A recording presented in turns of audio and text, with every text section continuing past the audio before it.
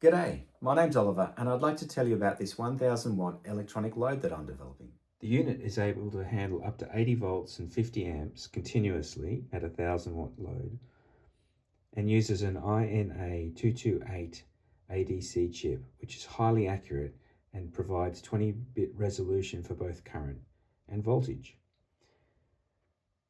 The fan has a nozzle on it which makes sure the air is moving straight and uniformly through the resistive elements.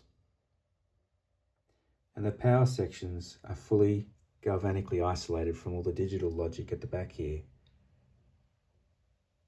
The interface to the device is handled through a web app running on Windows or Android operating systems. And this gives many advantages, including a large area for displaying results and simple interface for setting up. So for example, if I wanted to set up constant current, say for 5 amps, I just put that in there and hit engage and off we go. The actual load doesn't engage until the fan has sped up sufficiently to protect the resistive elements. You can see here now it's regulating to 5 amps happily. I can switch the course to constant power, say 1000 watts, and you can see it now jump straight up to 1000 watts dissipation. And the fan speeds up as it needs to get that heat out of there. It also has a cycle mode where you can program up to 5 different currents and durations, and then it'll just switch through those, repeating.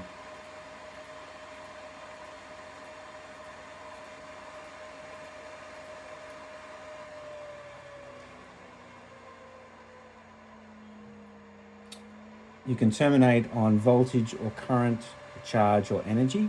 So for example, if I wanted to terminate when it got to 0.25 amp hours, I can do that here, 0.25, go, set termination. And now when it gets to that level, it'll switch off by itself.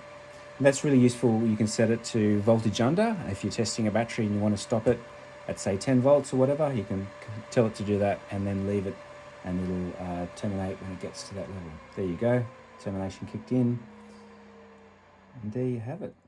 Battery test mode provides everything you'd expect, including an internal resistance measurement.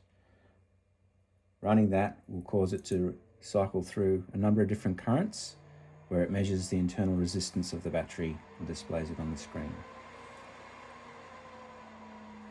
You can discharge the battery with constant current or constant power, whatever you want. And as you do that, you'll see the capacity and energy counting up. And these values can be reset at any time just by double-clicking the reset button. The overcurrent, overpower protection mode, which is also useful for testing solar panels, allows you to test how the voltage and current behave relative to each other. By engaging that, it will now start off with a high impedance load and reduce that impedance until it measures up to 50 amps and plot voltage and current on the screen.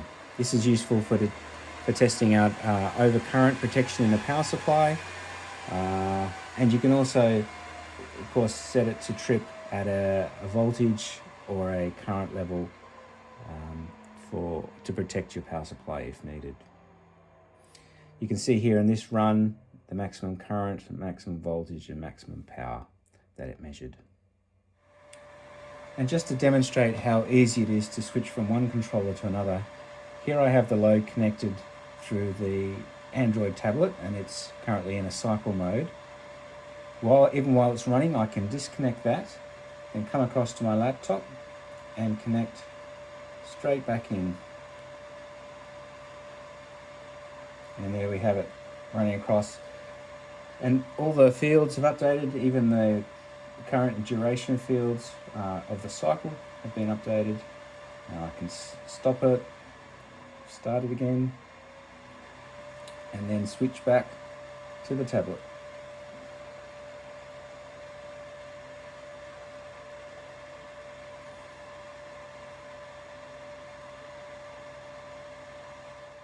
This prototype is still in active development, and I welcome your feedback and suggestions for how I can improve it.